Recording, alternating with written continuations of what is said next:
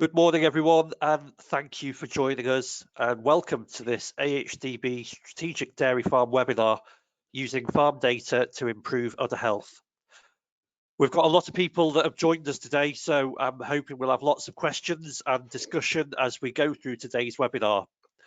I'm James Haig, Knowledge Exchange Manager with AHDB, and I'm joined by guest speaker Sara Pedersen from Farm Dynamics. Sara is a vet who specialises in cattle hoof health, and also joining us is our SDF host in Llanefydd, Conway, Arthur Owen. Sara, Arthur, good morning to you both. Good morning. Good morning, James. Before we make a start though with today's topic, I'd just like to run through some housekeeping, which we'll see on the next slide. Everyone is muted to avoid any sound interference. We'll be recording this webinar so that it will be available for you to watch on YouTube, where you'll also find previous recordings of other AHDB webinars too. Now, for those of you that are listening to this recording on YouTube, please do hit subscribe for more AHDB digital channels, and also follow us on social media. There will be an email sent to everyone who's registered for this webinar with any resources that we might mention today, and I'll encourage you to complete the survey along with this to help us improve our future webinars. This slide just shows us about the questions. Please do send any questions in throughout the presentations. I'll be putting questions to Sara and Arthur throughout the webinar, and I'll also make sure we've got some time for Q&A at the end. Any questions that you have can be submitted anonymously by clicking on the arrow in the orange box at the top right hand side of your screen. And I want to reassure you that other delegates attending this meeting can't see the questions that you submit. So please be assured that you can ask anything confidentially, even if it seems like a silly question. The next slide, I'd like to bring to your attention that AHDB is asking you to have a greater say in how your levy is spent. And in April 2022, next month, you'll get to have your say on the challenges that you'd like AHDB to focus on and the services that we will deliver for you in the future. Shape the Future is not a vote on whether levy is collected, if you just click on Sara, but will give you the chance to influence how the levy is spent on the things that matter to you the most. And again, please, Sara. Registration is now live, and the link for you to register to have your say is on our homepage. And again, for those that have registered to listen to today's webinar, we'll be sent the link along with the follow-up email after today. Please do register to vote. It only takes a couple of minutes, so don't miss this opportunity to have your say. If you've already registered, then help us to make sure we've got as many other businesses that are eligible to vote signed up as possible by liking and sharing our social media posts and letting your friends know about the benefits that you get from your levy. Okay, so before we move on to today's topic, I'll like to pass over to Sara. Thanks very much, Sara. Thank you very much, James, and welcome to everybody who's coming along to talk today about my favourite topic, which is cow's feet. And I think I certainly had a really enjoyable day up with Arthur and his family back at the end of January, talking about feet and more specifically looking at how we can use the data that Arthur had to really help him drive some decision making on the farm and identify maybe where we should be looking at. So over the next sort of hour to an hour and a half, I'd really like to sort of cover off why we need to be focusing on feet as well. Feet is a hot topic at the moment. It's not going to go away. We really need to all pull together and look at how we can reduce lameness on farm. So how can we use data to drive that decision making? What data is important? What data can we gather? If you haven't got any data at the moment we can use, then what do you need to collect going forward? Then what did we learn from analysing the data at Bodysgaw, and what have we learned from that, and how have we then put that into sort of the next steps in terms of putting it into an action plan?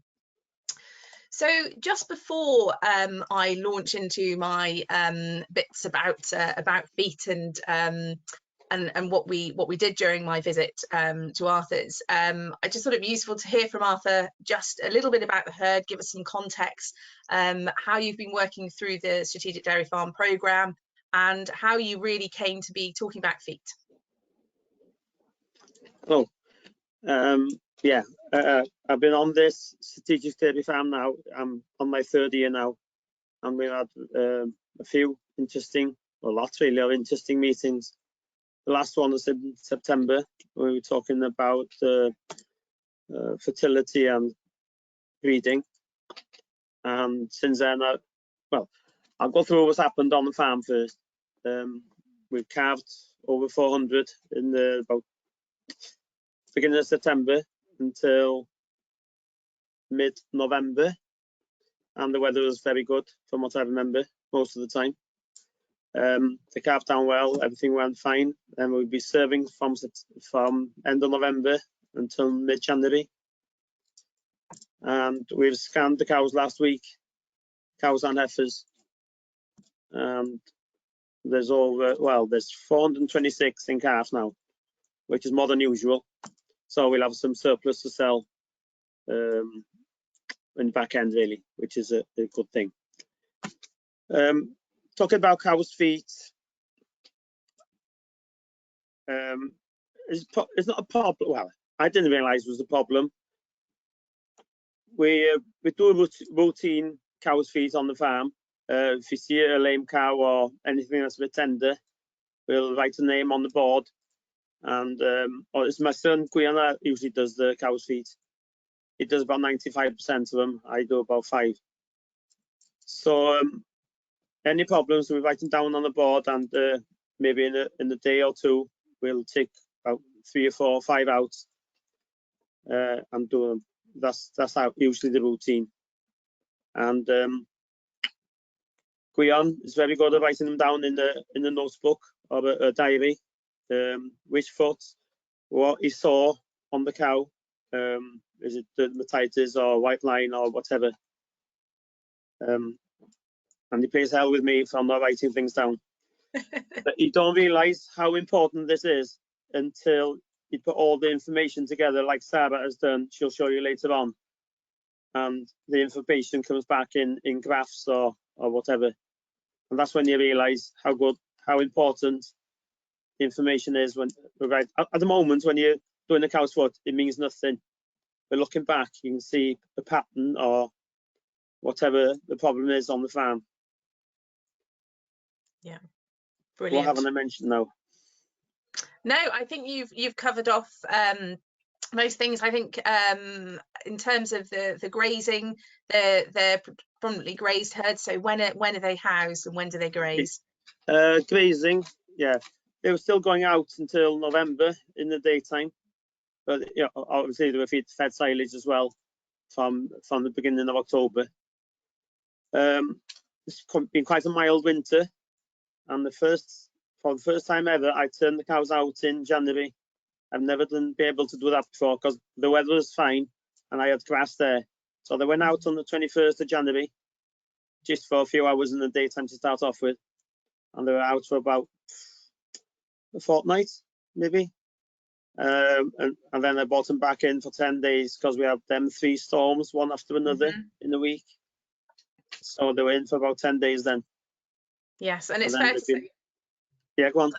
You're right up in North Wales, near Denbigh, and it's quite an exposed site. It was, well, certainly the day that I visited, that it was pretty windy. The cows were out at the start of the day. By the time I arrived, they were waiting to come in, weren't they? It was they were ready to come in. Day. Yeah, a couple of hours is enough, even when they start off. Just a couple of hours, and then they come back in. And I'm still out now, day and night. I'm still feeding silage as well because there's not enough grass to keep them, to keep them happy. Yes. So just we measure every week, so you look at that, see how much grass you've got in front of you, and just it's a fine balancing act, really. Brilliant. Thank you very much. We'll pick up on some more points as we go through. And like James said, we're happy to answer questions as we go through as well. So don't worry if something comes into your head, pop it into the question box, and we'll address it then if we're not going to answer it during the course of the webinar, or we might say hold on to that thought and we'll come back later. But just to sort of start off with setting the scene about why we need to focus on feet. We're talking a lot about lameness in the UK at the moment, and it's not just restricted to the UK, because actually if we look around the world, it's a worldwide problem with lameness in dairy cattle.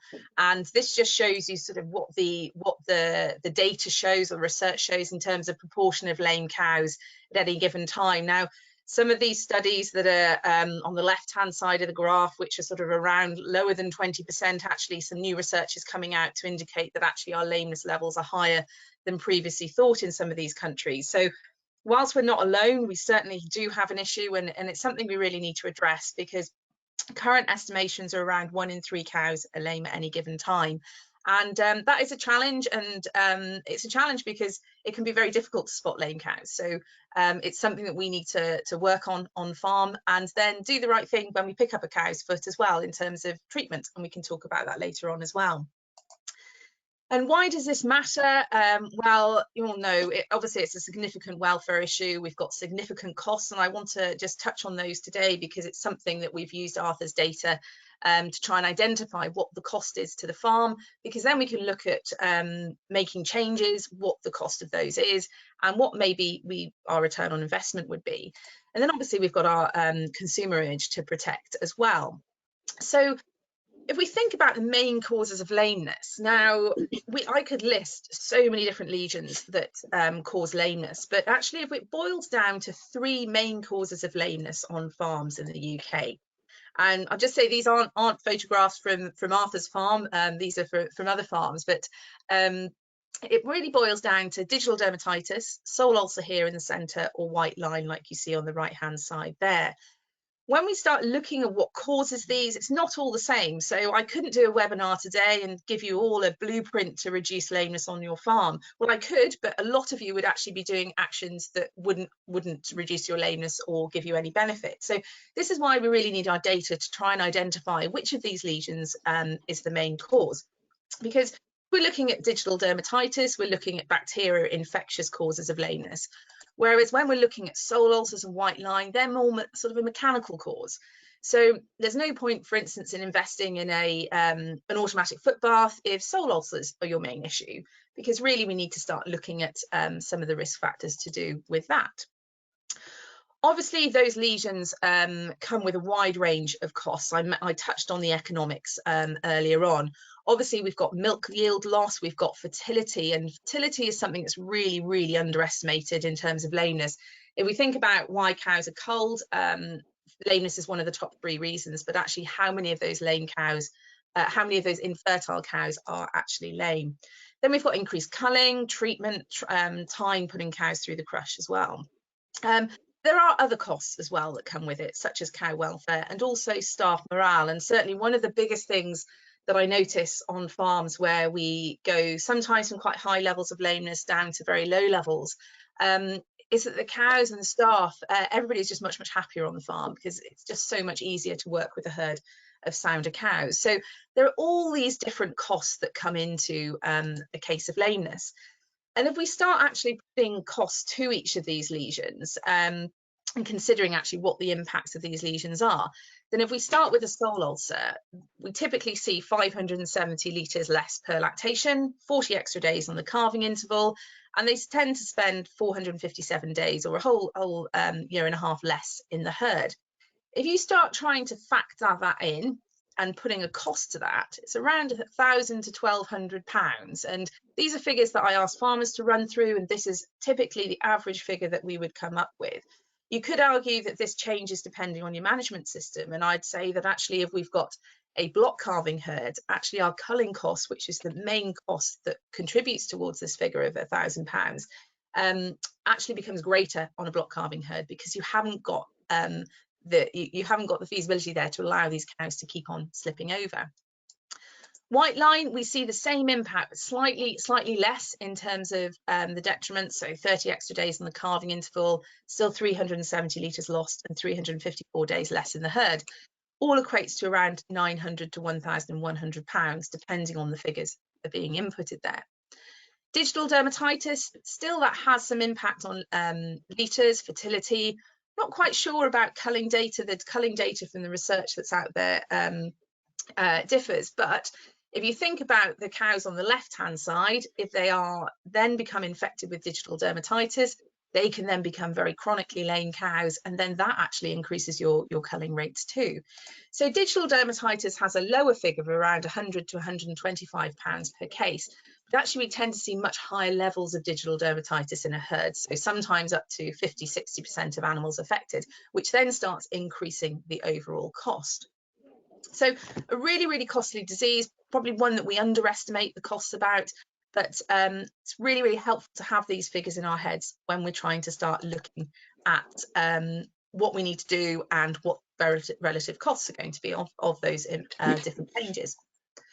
So how do we know where to start? So if we've got high levels of lameness on the farm, or simply we just want to improve hoof health, we need to have a starting point. So for instance, if you were looking at your fertility, if you weren't very happy with your calving interval, you'd start using your data to see whether it's your pregnancy rate, whether it's your submission rate, whether it's your days from calving to first heat. That's all the data that you would be starting to look at, because you need to identify which bit of the link, which part of the chain is the one that's weakest. And it's the same with lameness. We have to have a starting point. And this is where we really need to start looking at lesion data more. We can start looking at mobility scoring data. That's really useful, but it doesn't actually tell us the cause of lameness. And that's what we really, really need to get down to. So lesion data tells us a huge amount. Tells us where to focus on with prevention, because as I alluded to earlier, not all lesions are caused by the same thing. It also tells us if we're picking up cows soon enough. So how advanced are the lesions? If we're constantly picking new cases of lameness up and we're seeing sole ulcers, actually we're quite a few months late, because that sole ulcer takes quite a long time to develop. So it can tell us whether we're identifying cows at a soon enough stage. Also tells us whether we're improving, because how many lesions did we have last year compared to this year? And I'll show you a great case that Arthur's data has shown later on. And if we think about recording, as I said, there's a huge amount that you could record, but actually the things that we're most interested in are sole ulcers, white line and DD. So even if you're not recording already, simply just having a tally chart of the different lesions is a step in the right direction to trying to identify the areas that we need to focus on. Because when it comes to tackling lameness, we've got 4 success factors, and these sort of underpin the Healthy Feet programme, which is essentially what we went through during my visit at Arthur's farm. And this is really encompasses 4 different areas that if we get them all right, we will have low levels of lameness on the farm. The first one being low infection pressure. The second one being good hoof shape, horn quality and digital cushion, so a resilient, robust foot. The next one being early detection and prompt effective treatment of lame cows. And the final one being low forces on the feet, so good cow comfort and good cow flow. And all the different lesions relate more or less to these different success factors. So one of the ways that we can try and determine which ones we need to focus on the farm is by using the data and drawing a lameness map. So simply saying, right, out of 10 lame cows that we picked up, what proportion would have sole ulcers versus white line versus DD? The data set that creates this lameness map here points to us needing to focus on low forces on the feet and early detection and prompt effective treatment. So a very clear indicator that those are the areas that we need to focus on. Let's not get too distracted by low infection pressure and robust foot. Similarly here, if it's very much a digital dermatitis problem, we need to be focusing on low infection pressure. So this is where we can just start using the data, even if we don't really have really robust records, but just using the data that we've got to try and point us literally in the right direction. So a little overview there in terms of why we need to talk about data, how it can help us get to grips with hoof health. So I want to now focus on the data that Arthur presented to me. Now, before I go on to that, Arthur, can you just tell us a little bit about what data you were collecting? You said you were recording it, but how had you used it previously? So you were really diligent. You said 95% of cases were getting recorded. You're very diligent with that, but how had you used the data previously? It was just well, if I saw a lame cow, I'd check in the diary in case Gwion had treated a day or two before, which is stupid to pick a cow's foot again. That was the main thing, but other than that, we didn't really use it as we should have. It was there, all the information was in it, but it was just it's just a routine of I can't explain really. The information was there, yes, but we didn't use the information as we should have. Yeah, but the fact that we've got the information there was absolutely brilliant, because when we talked about using data, you were able, and you literally did send me photographs of the diary. So we did this over WhatsApp. You photographed all the pages for the last year. You gave me a translation, which was really welcomed as well, so I could understand what was being found on the feet.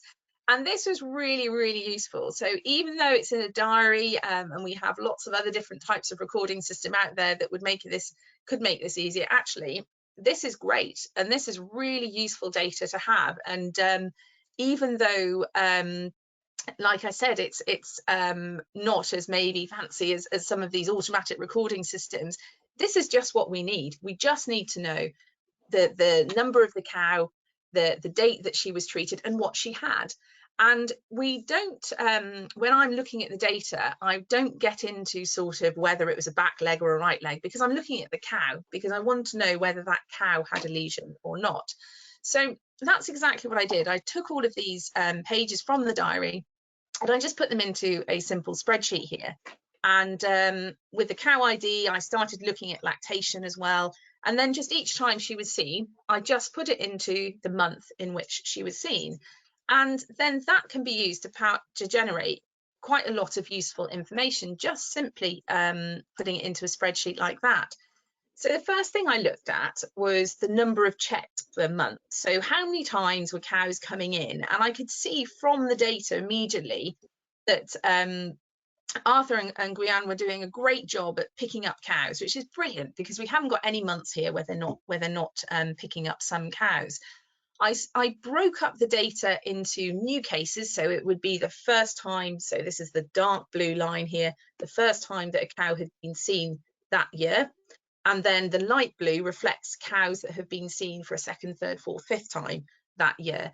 And so naturally, obviously, over the year, we see that actually it's mostly repeat cases that are taking up time in the crush. And that's useful because I want to know why these cows are coming back again and again.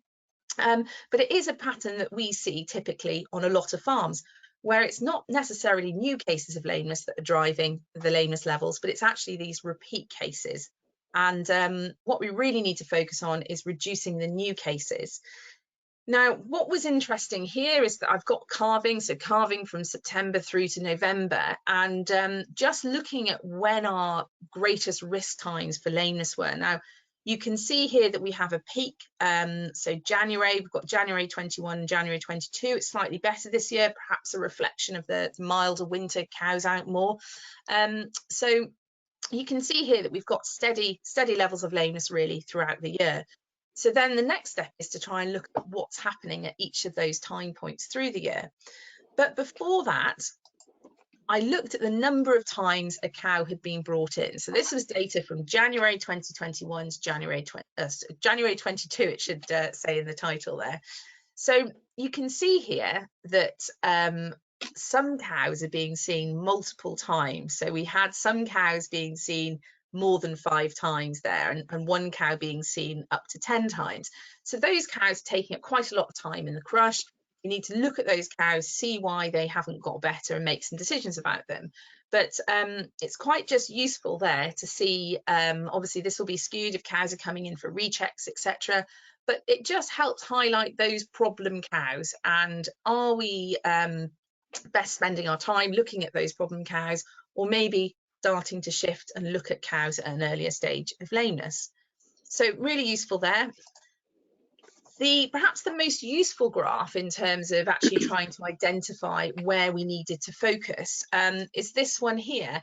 Now, Arthur, if I'd said to you at the start, what do you think your biggest cause of lameness in the herd is? What lesion would you have said? And I perhaps shouldn't have put this graph up before. But what lesion would you have said before we looked at the data was your main lesion on the farm? I would have gone straight for digital dermatitis, straight away, no doubt about it. Yes, because that's what you can see. And there seemed, well, there wasn't a lot, but we were treating that with foot bath. But obviously, there's looking at this now, I was wrong. So there were a lot of cows that came through with digital dermatitis. So we had 45, so just over 10% of the herd recorded with a lesion. So this is actually number of cows, not number of lesions, because I'm interested in what proportion of the herd had that lesion. So we had 45 cows with digital dermatitis. But once we'd looked at white line, and this is where we incorporated things like stones. When we looked at the data, I sat down with Arthur and Guiana and went through and said, right, what do these bits here mean? So we talked about a flap on the back of the foot where we'd had an underrun white line. So these were all incorporated into that white line lesion there. And you can see we had 59 cases of white line last year. And then sole ulcer, we had 17, which when I broke this down by lactation were predominantly in the older cows. Now, this data was really helpful because it took us sort of more away from infection pressure, which had sort of been the main focus that you had been looking at with foot bathing, etc., and more towards white line and cow flow and things. Now, it also helped us generate some of the costs of these lesions as well. So again, if I'd asked you, what do you think lameness was costing you in the herd, what could you put a figure on it? I couldn't, no. I wouldn't have an idea, really. I have never worked that out. Never tried to tell you the truth.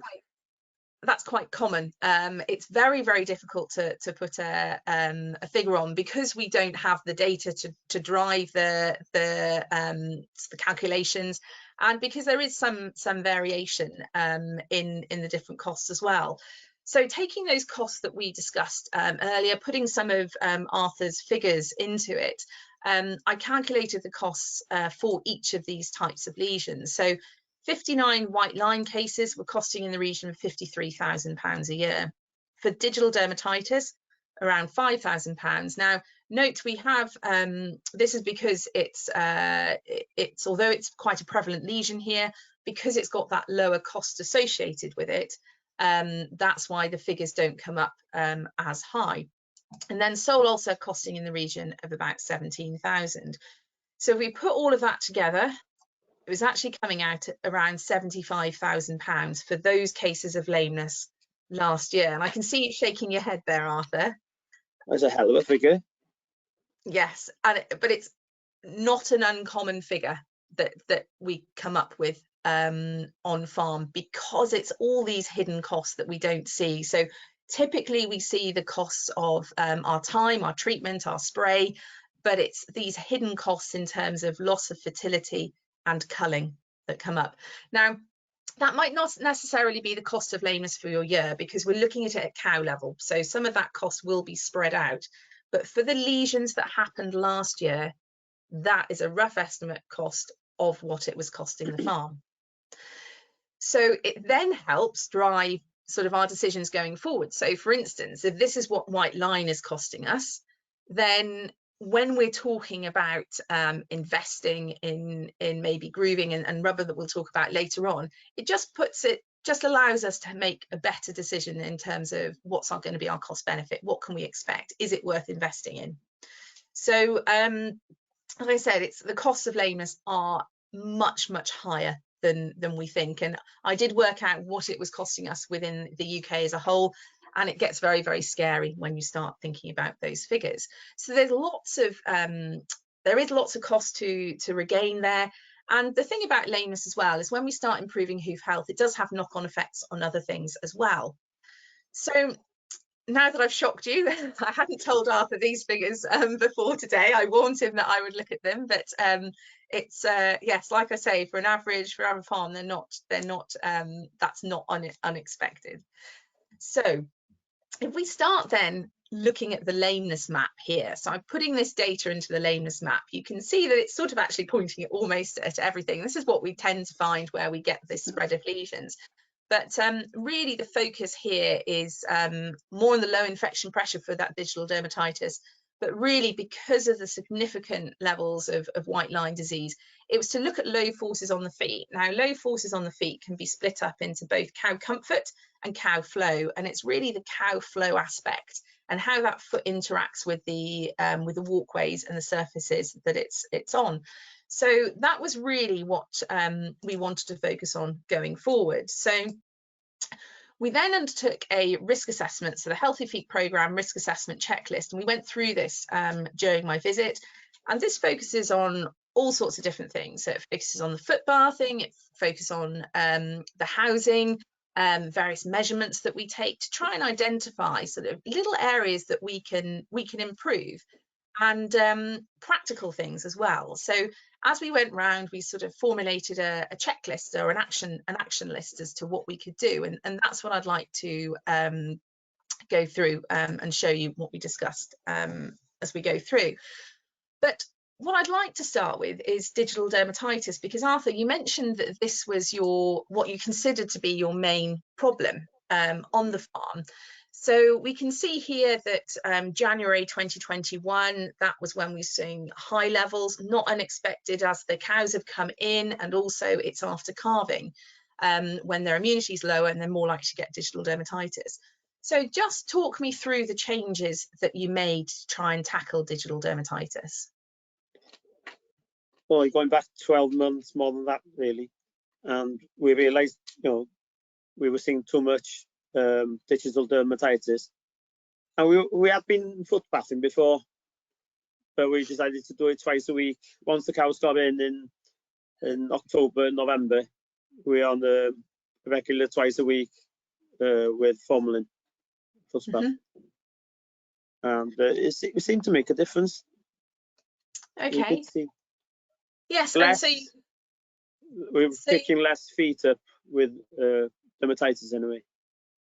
Yes, and that was great because we were able to show that you foot bathing, and it is a hassle to foot bath. You've got the big foot bath to empty and to refill, and it takes time. So it was really nice to actually be able to show through the data that what you'd done and your investment in time was actually working, because this graph here takes us through to August. But then after calving, you can see that once the more frequent foot bathing had been implemented, we're down there at just one case being picked up per month and treated in the crush per month, which was really, really good. If you compare January 2021, where we had 11 cases, compared to January 22, where we had just the one case. So that was a really nice way of the data being able to show actually that the effort has really reaped rewards there. And so we discussed how we could take that forward for next year and keep the momentum going. And so we came up with just a couple of tweaks to this, because I don't want to change too much. If it's working, don't try and fix it. But just when it came to the action plan, one of the things that we decided to do was to change it after every milking. So the foot bath that Arthur had held plenty of solution for the number of cows going through it. We work roughly on a 1 litre per cow going through it. So we decided that rather than changing it midway through milking, that we would actually try the whole herd going through the one foot bath. And that was because now the DD was more under control, it was less likely to lead to contamination of the foot bath because the cows aren't sore when they're going through it. So that was one change that we decided to make. And then next year, it was to increase to 4 times a week before and after the calving block to reduce the risk, because that's the real risky time when it comes to digital dermatitis, the run up to calving and then afterwards, because that's when the cow's immunity is dropping, and that's when we tend to see most of the cases. So that's when we just want to step it up next year and see if we can reduce it even further. So moving on to white line disease. So white line disease came out in the data, Arthur, as being the highest lesion, whereas before you thought it was digital dermatitis. What do you think was causing white line, or what did you think was contributing to it? Well, I always thought it was small stones or something going into the feet. That was my idea in a way, you know, maintaining the tracts and that. But from looking at the data, there's a lot of white line disease, you know, in the winter as well, where the cows are in. So it's something else, isn't it, as well? Yeah. Yes, and that's what we found, is that, again, looking at the new cases and the repeat cases, that really it was sort of that housing period, so January, February, when we're seeing quite a spike in October, again related to calving. So the foot is very, very stable, except for before calving and after calving, when everything slackens off, because she's going to give birth and give birth to a calf. So the relaxin that allows her to do that actually softens the feet as well. So that's why we always see this spike after calving. But relatively lower levels actually through the summer, when the cows were out grazing. So we have them out grazing, but on tracks, which is an increased risk, but then at the same time we've got a lower risk because the foot is much, much more stable. So just to talk about the risks and why white line happens, like Arthur said, stones get blamed an awful lot. Now, I'm not saying that they're guilt-free. They certainly can contribute to white line.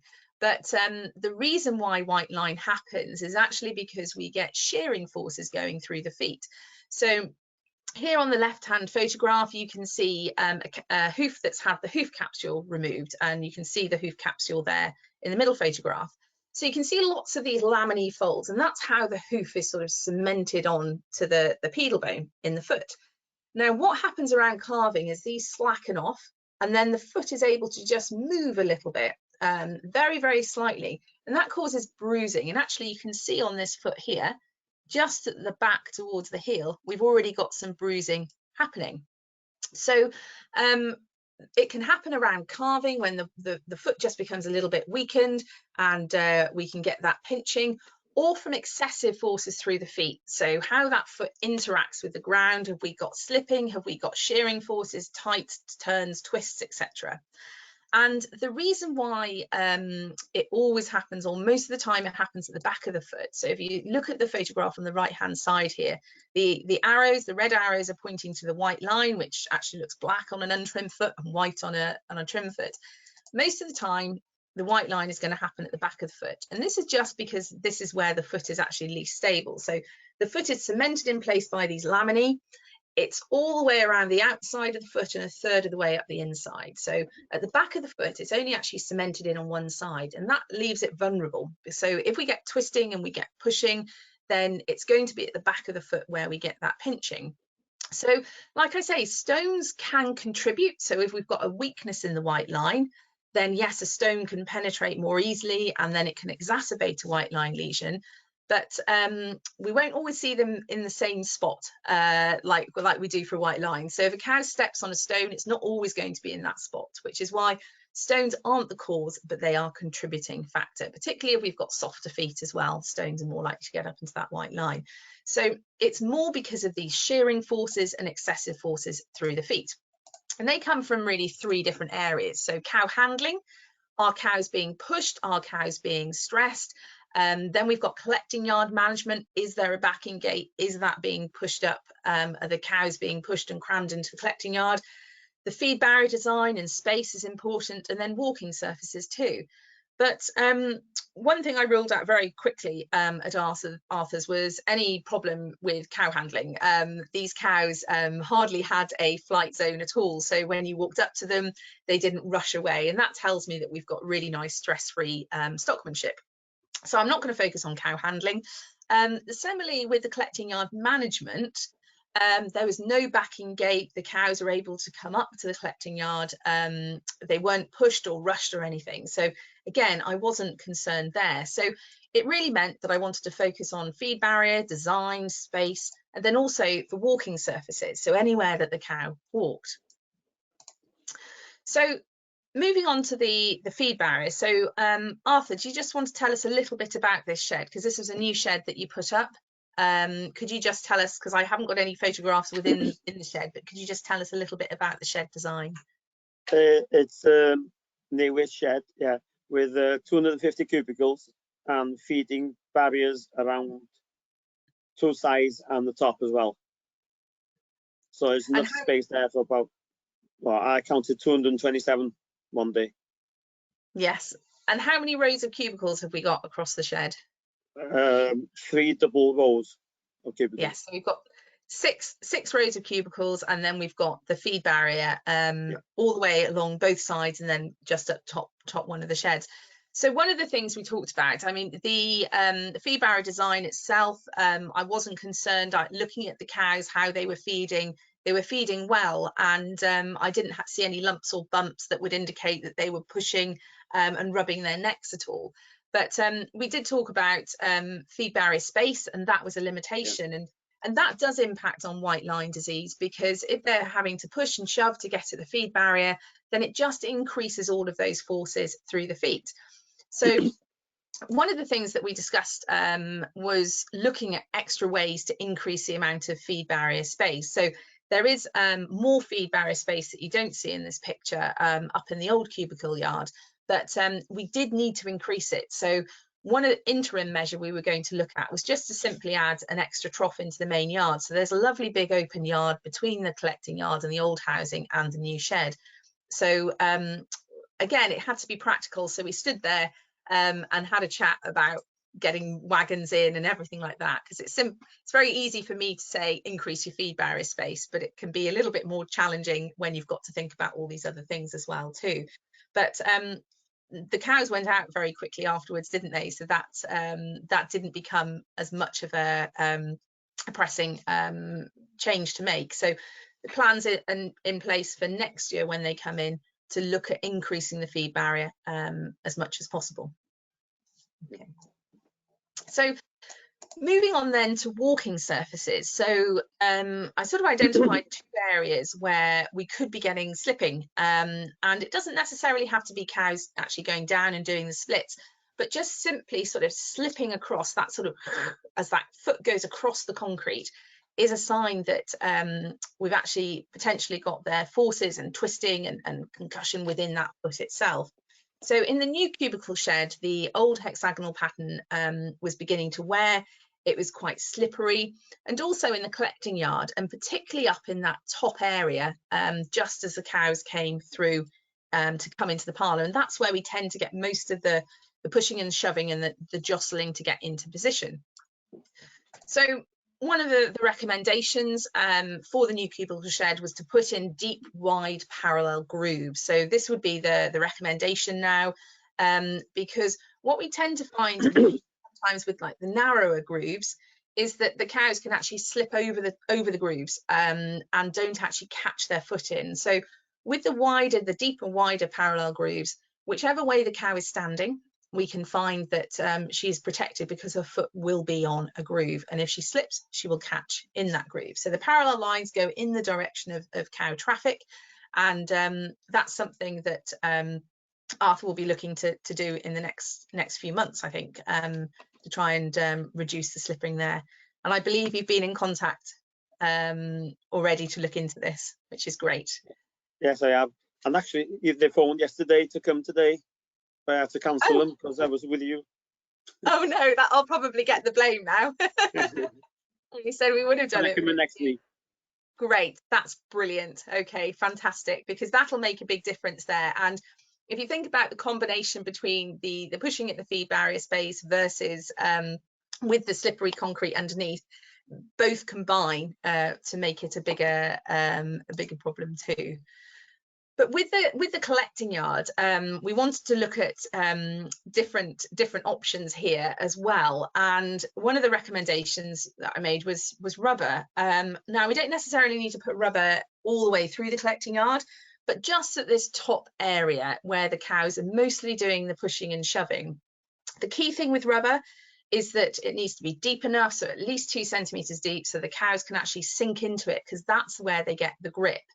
And if we start looking at sort of the cost benefit, this action that we put together was actually for me to follow up. I didn't put it all on Arthur. So I followed up and got a quote for just this section here. And the quote was £1,300 just to do that one section there. So if you start thinking about how many cases of white line we have to save, bearing in mind that the rubber will last quite a number of years, particularly if we go for one that's very good under high traffic, then it's really only one case. So there we can start looking at the cost benefit of this. How long should that mat last? 8 to 10 years, I would hope for. Yeah, if we go for a thicker, if we go for a good quality high wear mat. So that's where the return on investment comes quite quickly. We could take it through the parlour, and so as we go through the parlour, then there's a larger exit area, so we don't have the tight turn on the exit to the parlour like we see on some farms. The cows have a really nice open space to come out, so I'm not worried about twisting and turning there. But sometimes rubber matting can through the parlour and through to the other side can help as well. And I think the quote for to do all of that was around £6,000. Although you just have to check my measurements, but it was around £6,000. So although £6,000 on rubber sounds expensive, when we start looking at actually how much we need to save or what we need to prevent, we start seeing a bigger return. The other thing is that cows walk in much more. And I used to be a big skeptic about rubber in the parlour, particularly where the cows are actually standing. But definitely cows walk in much quicker. They tend to leave quicker as well, which can help as well. So that was an action for us to review after the quote, and I think we'll have a chat about maybe looking at getting some of this installed soon. Okay. So now we move on to cow tracks. So obviously the cows are walking along the tracks for a lot of the year. They're only really housed this year. They're hardly housed for just a couple of months. So the tracks are really, really important. And this is where we've got weaknesses in the white line. The stones can come in and cause a problem. So I've got an aerial view of the farm there. Arthur, can you just talk us through sort of the positioning of the tracks, the design and what they're made of? Well, the tracks are there to access all the fields, really. All the fields we can from the farm is quite central, so we're quite lucky in that respect. There's the tracks I've done from stone at the base, and it's crushed stone at the top. It's like shale, where you go.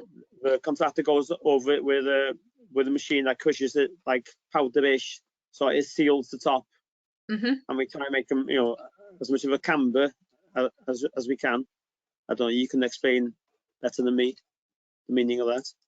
Yes, so the camber, and I tried to see it in the photograph there, but roughly about a 5% camber. We'd never want to go really above sort of 6 or 7%. But it just helps with drainage as well, and it helps with the impaction as well. So like you described there, we have a base layer. We build up the track because they will always sink over time. So we have a base layer of stone, but then the key thing is to really whack the top layers down so that we get it really, really well compacted, and it's much better for the cow's feet to walk on. The other thing is how wide are your tracks as well? Roughly 3-4 meters. They're wider by the farm, but the further the fields are, the cows get long strips of walking, really. Yeah, and that's absolutely perfect, because we want the tracks to be much wider towards the farm, and for around 400 cows we're looking at sort of 5-6 meters really that we want them to be wide, and we want the cows to also be able to use the full width of the track. So you can see here that where the fences aren't interfering with cows that might want to walk along the side. And also the other thing that I noticed, and it was that I didn't see any machinery. I know that we went up in the buggy on the day to go and have a look at the tracks. Yeah. But would you tractors be going along these tracks? Hardly ever, really. Hardly ever. Yeah. that's absolutely brilliant, because we want cow tracks and we want machinery tracks. And I think that the key thing here, though, is to continually maintain them. And because I think certainly that the tracks there, we have some very good tracks, but there are some areas where we talked about this, that just need to be constantly maintained. So that's just another view. You've got photos of them, haven't you? Yeah, some tracks have been down 20 years, and we just don't realise that they're wearing really until you come along with the photograph. Sorry, and then put them in a presentation and show them. It's a good thing. It's a good thing. Things we need to be reminded of. It's an ongoing thing, isn't it, all the time? Yeah, absolutely. And it's just to keep reviewing it, keep checking, and you know, making sure things like this is an older track on the left hand side here, that maybe where the camber has sunk a little bit and we're getting pooling along the sides. And we always say that your tracks are only as good as the worst bit of your track on the worst day, because all the cows will have to walk through it. So it's just this ongoing maintenance, and that's what we've put in the plan, is just to keep on repairing, keep on upgrading, keep on checking them, and keeping the cows walking along the best tracks.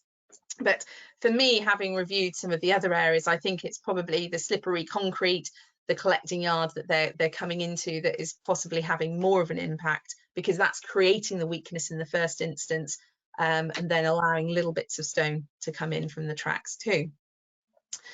So one other thing that we touched on, and Sara, can I just chip yes, in there with a question? Sorry. yes, of course Just you can. in terms of tracks, if someone was going to be installing tracks brand new into the farm, what would be your ideal material that they were going to use? So you could choose from, you know, the material that Arthur's got, or concrete sleepers.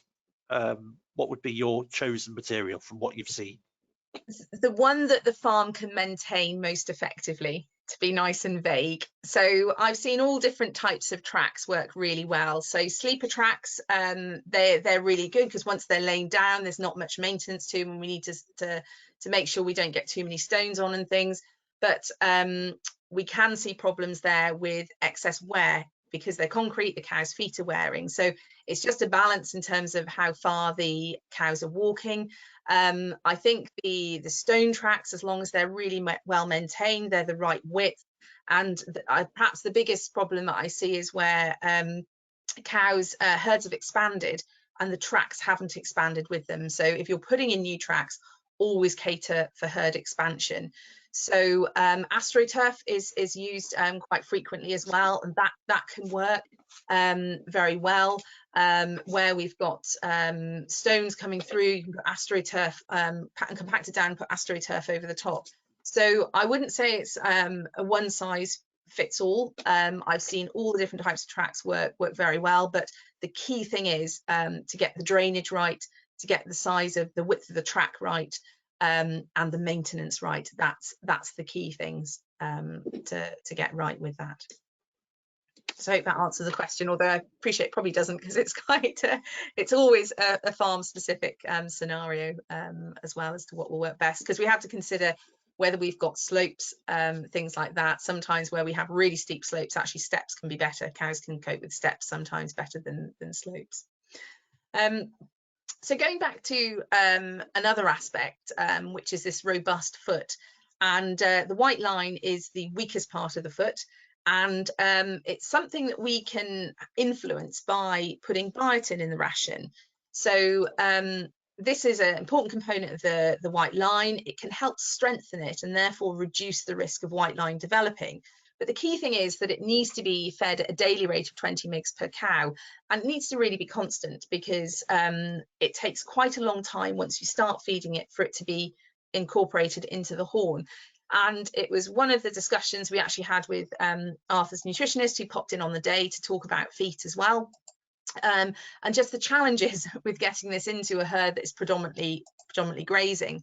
And so one of the things that we said we'd look into is other forms of biotin supplementation. So looking at boluses, there's a cost to this. And again, this is where we can work out how many cases of white line do we need to prevent to actually make it cost effective to start looking at bolus's options. But you'll notice that not everything we're doing all at the same time, because I think when we're coming up with actions, it's important to do the things that we know will make a difference to begin with, and then start looking at how we can start building other things up as we go along. So just finally coming on to the last bit of the day, and that was what we call the Healthy Feet Programme skills check, which also really incorporates early detection and prompt effective treatment as well. And this is always my favourite bit, where we get to actually put cows through the crush, and had a really enjoyable afternoon with Gwian at the crush. So Arthur, could you just tell us a little bit about your treatment strategies? So in terms of if you had a cow with white line, she'd come into the crush, were you routinely using blocks, or were you what would you do with a cow with white line? Yeah, we treat her. Usually there's plaster with the white line, and she gets better straight away by the next day. We usually take the pressure off, and you can see a lot better. If it's really bad, we use a block. Use a block, but you know, on the whole, we don't use a block straight away, unless it's quite a big. You've got to dig deep. Yeah, and that was one of the things that we talked about, is perhaps using blocks a little bit more. I'll ask you, is the block I put on still on? Yeah, it's still on. Yeah, still working fine. So we talked about putting blocks on a little bit more, and then also a few things about trim technique as well. So we brought some cows in that maybe were just showing those early signs of lameness. So where we watched them walking in the yard, and they weren't what you would maybe consider a lame cow, but they were just starting to look tender on one of the feet, where the foot wouldn't go all the way down to the ground when they were walking. So if you watch the dew claws at the back of the feet, they tend to come all the way down to on a cow that's sound, they tend to come all the way down to the ground, or almost down to the ground. You've got that nice spring in the step. But with a cow that's just starting to have problems, she'll just be a little bit stiffer, and those dew claws won't come down to the ground so much. So this was typically the type of foot that we were picking up. Really nice tidy foot shape on these cows. But you can just see, so this is taken from a side view. This is the inside claw closest to us, and then we've got the outside claw. And it's usually the outside claw that's overloaded, the claw that has the problem. And so really the main thing to do with these cows was to just level up the weight, make sure we've got balance through the heel. And then we talked about taking a little bit more out of when we were dishing away as well. So coming a little bit wider and a little bit deeper when we're modelling out the sole, to relieve as much pressure as possible on that sole ulcer site. And this is a cow here that we brought in, and you can just see that we've got the bruising there as well. So these were the types of cows that I would like to be seeing come in as our new cases of lameness at that earlier stage. And again, one of the things that we talked about was whether we start chasing areas that might be causing a problem. And so I advise using hoof testers. In fact, I think I left my hoof testers with you as a present, and I haven't been able to get any new ones since. So I've had to borrow hoof trimmers ones for today. Sorry about that. No, it's okay. There's a shortage across the UK of hoof testers. So they're a really, really useful tool. So these are the hoof testers here. And if you're not quite sure where a problem is on the foot, or you can see a black dot and you don't know whether it's causing a problem, I advise getting a pair of these. They're only about 25 to 30 pounds. And you simply place them on the area which you think might be painful, squeeze, and the cow will react if it's painful. And that's really, really useful in trying to identify where we should trim and where we don't need to trim. So having spent the afternoon with Gwian at the crush side, I was really, really pleased with his knife skills, and I think he's doing a cracking job on the feet, which was really great. And he also seemed to enjoy doing the feet, which is really, really important too.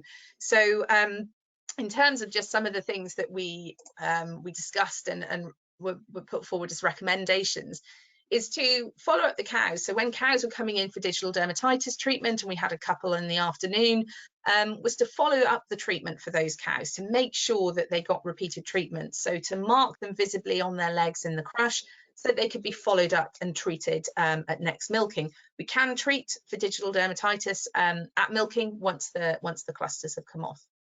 So the other thing was to try and start picking up cows at an earlier stage of lameness, because that's not only going to help reduce the number of recurrent cases that we see, but it's also going to mean that we can intervene at a much earlier stage where they're more likely to get better much more quickly. And we also discussed using more blocks and pain relief as well. And when we're putting on blocks and giving pain relief, it's these earlier cases of lameness that are going to benefit from the most. And like I said, using hoof testers. And just to show you, this is a video I've taken on another farm of the reaction that we would expect to see from using hoof testers. So this is a cow that had gone mildly lame within the last fortnight based on mobility scoring, and very little to see when the foot was dished out there. But you can see when the hoof testers are applied that you get a positive reaction there. Now, if you put the same amount of pressure on a cow that wasn't sore there, you wouldn't get a reaction. So you can put a huge amount of force through these without causing any pain reaction in cows where there is no pain at all. So they are a really, really useful tool for knowing whether you should be investigating or not, and whether there's deep bruising there. Because actually, by the time that the cow has started going sore on her foot, it actually takes around 3 weeks for us to be able to see visible bruising in that foot. So the hoof testers are just like an early detection system. So we then put all of that together, or I put all of that together and sent Arthur his to-do list. And we had a quick catch up a week or so ago just to see how we were getting on. But in terms of the action list, this is really underpinned by the data that we'd looked at, and to make sure that really that if we were making improvements that we were going to see a benefit from them. The other thing is that we tried to make these all as practical as possible. We set realistic timeframes from them. There's no point in me saying, you know, us having a discussion about doing something and setting an unrealistic time frame, because then it just won't get done. And the whole point about an action plan is that it's constantly reviewed, and then we can also monitor the data to see the impact. So, you know, has this helped? We've done this, but has it helped? If it hasn't, why not? Do we need to start looking at something else? And it was really great to see, because a lot of these actions had already been implemented quite quickly, which was great. A couple of them, so for instance, like the increased feed barrier space, the cows are now out, so it's less of a concern. So that'll now become a summer job to do before the cows come in next. One of the things we looked at as well, which we haven't touched on today, was just looking at improving cow comfort as well when the cows are in. So some of the older cubicles had sleepers and breeze block walls in front of them, which was reducing lunging as the cows were standing up and getting lying down, and also impacting on ventilation in the sheds. So the sleepers have already been removed, and the breeze block walls will come down in the summer. So when we're looking at cows lying down, if there's something in their way and it doesn't need to be there, it can come out. And then I think we can tick off, we'll be able to tick off the grooving soon as well. And then we'll just follow up with a chat about the biotin and the rubber matting now that we've got more information as well. So a lot of actions already done, which is really, really great to see. And I suppose that it's just a matter of continuing to monitor and keep things going forward, and really see if these, once further changes have been done, what the impact is sort of 12 months down the line. But before we sort of go to questions, Arthur, what would you say, having gone through this experience? We had I thoroughly enjoyed the day and the visit, and talking about feet, meeting the cows, meeting the family. And I suppose, what would your advice be for somebody who's in a similar position to you? Lameness fairly well controlled, but there's things to do. So what would your advice be? I thought it was fairly well controlled. but looking at the figures and how much it's cost me, it's cost me a hell of a lot, isn't it? 53,000 for the white line. When you give me the figures for the matting, I thought they were a bit expensive, but compared to the white line, you know, it's cheap really. And you do it once, it lasts for 10 years. Them type of things. The data you showed with the figures, that's when the penny drops really. Yes, I think it's quite powerful to know how many cows have got it, how much it's costing, because then it does help with the decision making. Because like you say, for the rubber matting, it's like, crikey, this is actually quite expensive. How am I going to see the return?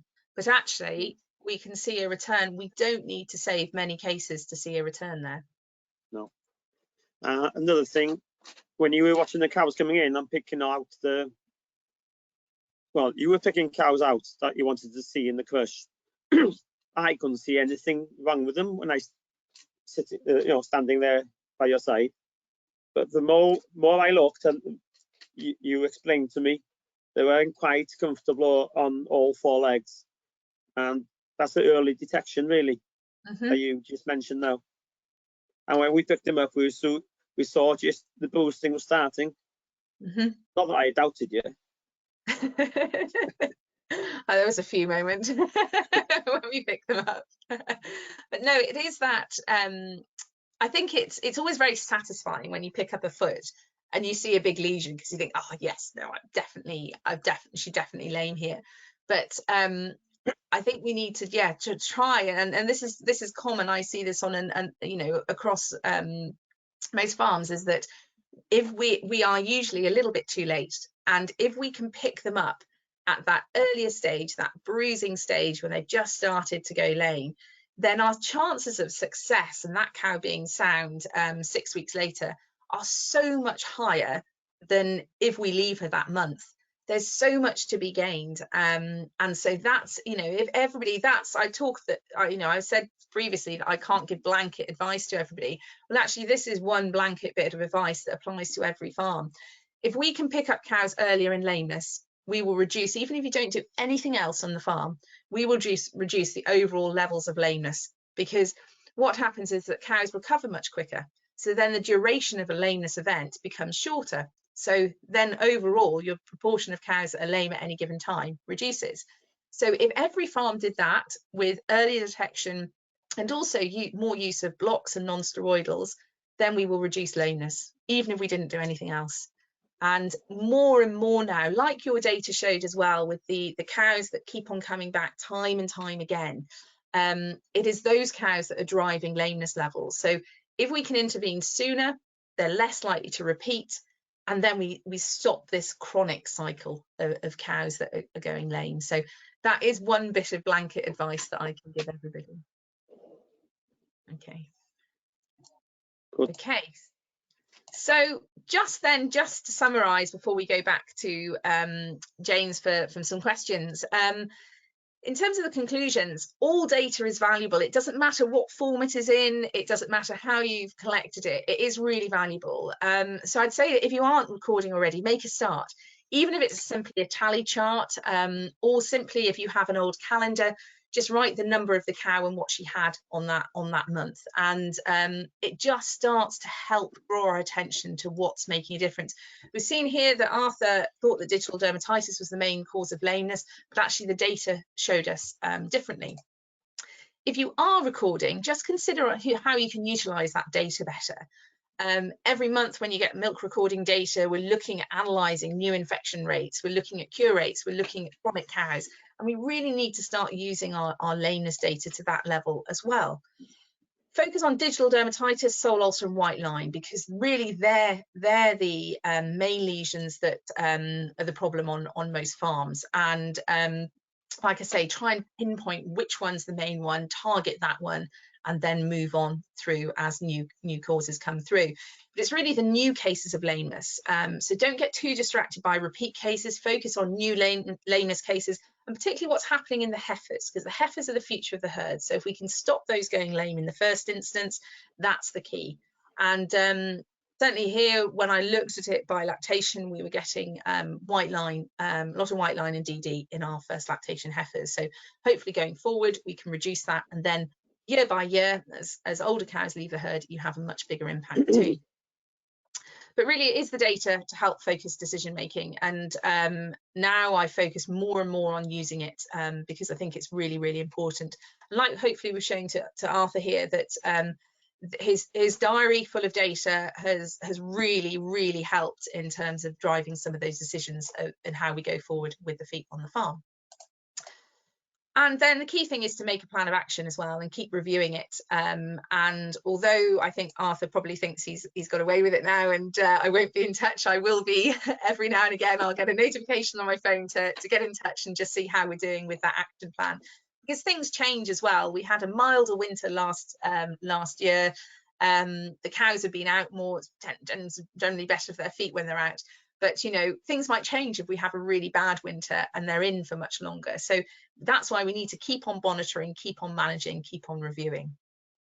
And just very, very quickly, if you're not doing any recording, then I just want to really signpost to a new app that is coming out, which is the AHDB Healthy Feet app. It's going to be launched at Dairy Tech. If anybody's going along, they can listen to Nick Bell is going to be running you through how you use it. And this features mobility scoring, lesion recording, and also flag a cow. And I'm particularly excited about the flag a cow because if you're walking around the farm and you see a lame cow, you can input her into the system and you'll get a notification later on. Because how many times do you see a lame cow as you're walking around and then by the time you've done all of the other jobs that you've got to do, you forget by the time you get back to write her on the board. So that's coming out. If you're not using, if you're not recording data already, there are tools available now to help you do that. And the great thing is that it's, you know, it can be shared between your vet, your trimmer and your advisor. And I think it's really, really important to have everybody talking together, really, really important in terms of teamwork too. So I just want to say thank you very much to everybody for attending today. Thank you to Arthur again and to James and AHDB as well. And just in terms of some where you can find out more information, James mentioned about tracks earlier on. There's a great resource on the Healthy Feet website about cow tracks, and there's a huge amount of information on the Healthy Feet websites there. So we have the Healthy Feet program backed up by the Healthy Feet website too. And if anybody wants to talk more feet, I'm always happy talking about feet. So we actually have a Healthy Feet stand at Dairy Tech, and we're opposite the trimming demos. So come along and we can talk more about feet too. Thank you. Fantastic. Thank you, both of you. We'll just have a look at some questions if that's okay. I'll keep on the subject of cow tracks if that's all right, Sara. Yes. Is there a rule of thumb around the minimum width of cow tracks relative to the number of cows in the herd? Yes, there is, and there's a lovely table in the cow tracks booklet actually, which indicates based on the number of cows in your herd how wide your track should be. And so I was going to make a note of it actually because I can't remember just off the top of my head, but certainly don't worry, because we will be emailing people links to the resource.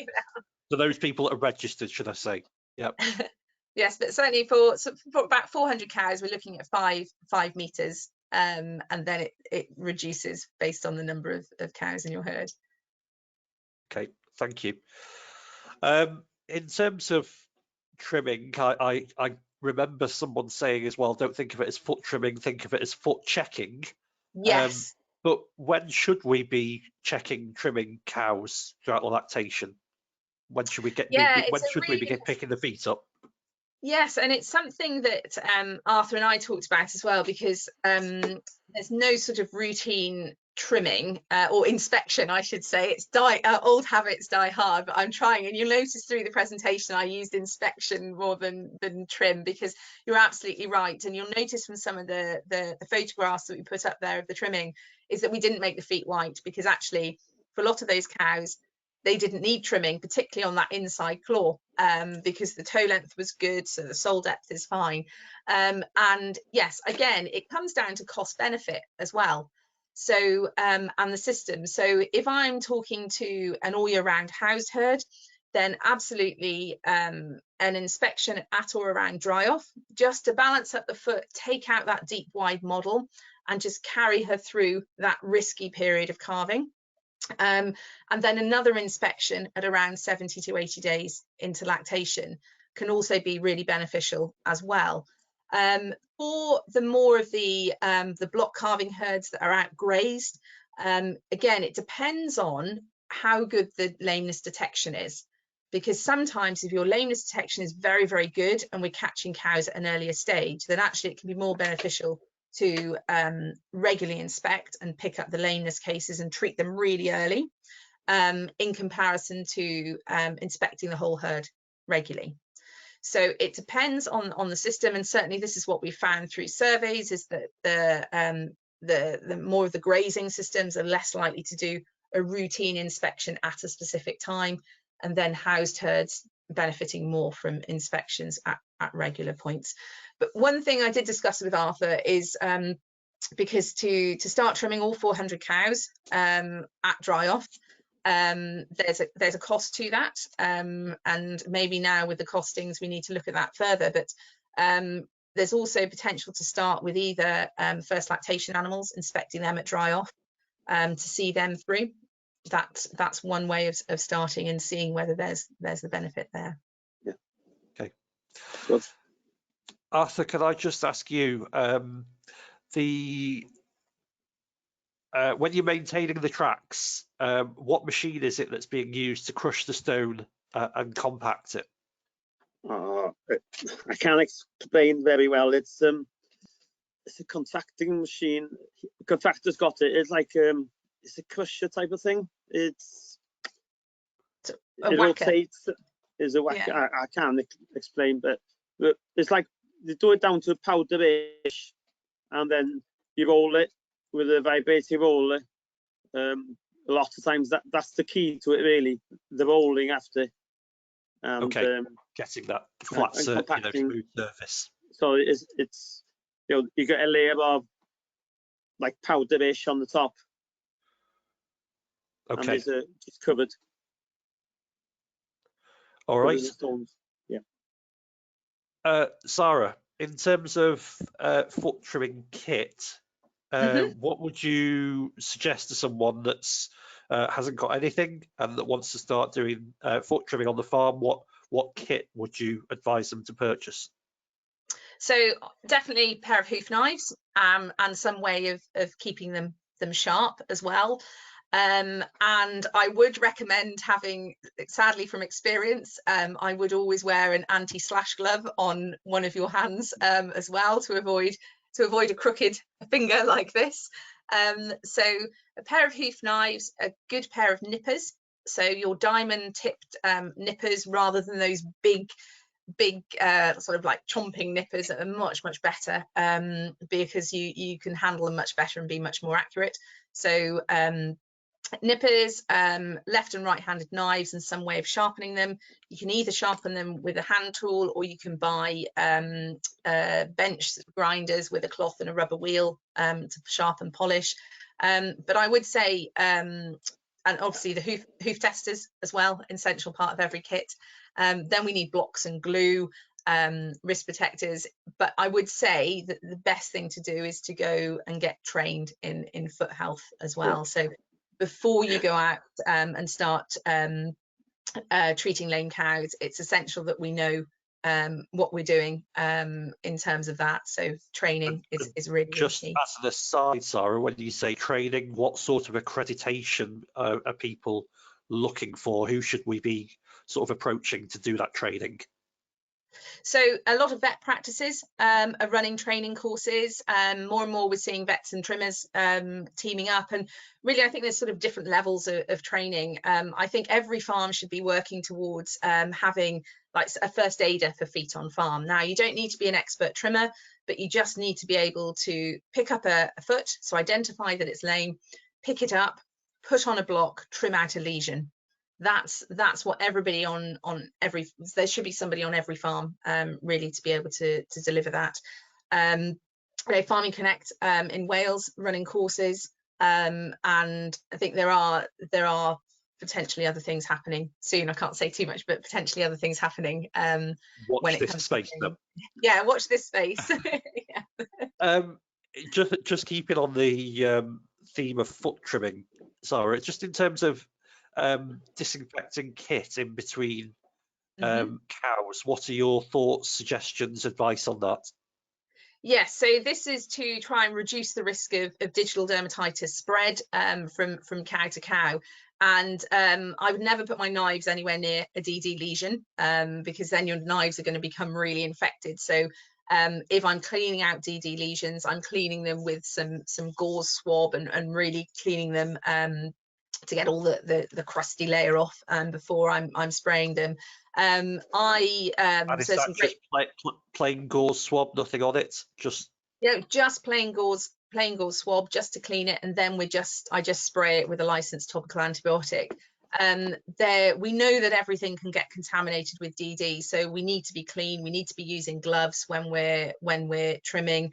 It makes sense if we've just dealt with a cow that's got loads of DD, we need to disinfect our gloves afterwards. And there's some nice AHDB research looking at disinfectants. I use Virkon, so for my kit, I'll have a little pot of Virkon to the side and dip things in that, wipe them off and dip them in that if I'm concerned about spread.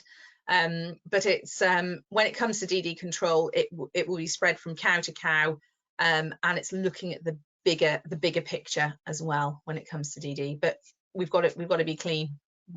Certainly, if you've got someone coming in off farm, they've got to be absolutely clean when they're coming in on farm. Okay, and I think we're on the final question. So, Sara, you mentioned when you're grooving concrete or the surface to do it in the direction of cow travel, but would longitudinal grooving be suitable for a collecting yard? So yes, so absolutely for a collecting yard. So in the parallel to how the cows are standing. Yeah, that's how so is that what you mean by longitudinal? Rather than I think so. We'll say yes. So yes, I would put it parallel to in the direction that cows are going. And if you think about the way that cows tend to slip, they tend to slip outwards with their legs as well. So with the parallel grooves, they will slip and they will catch in the groove.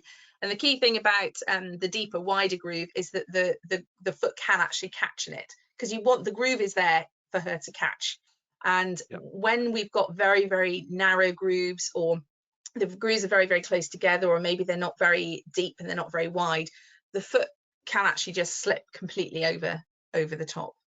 I prefer the grooves rather than prints in new concrete as well. So even though you can get floats and things, I prefer to get the concrete right and then groove in over the top, particularly if you're using a print, because if you print into wet concrete and lift it off, you can sometimes get a bubble effect. It's a really, really fine art, and depends on the builder. Sometimes it goes right, sometimes it goes horribly wrong.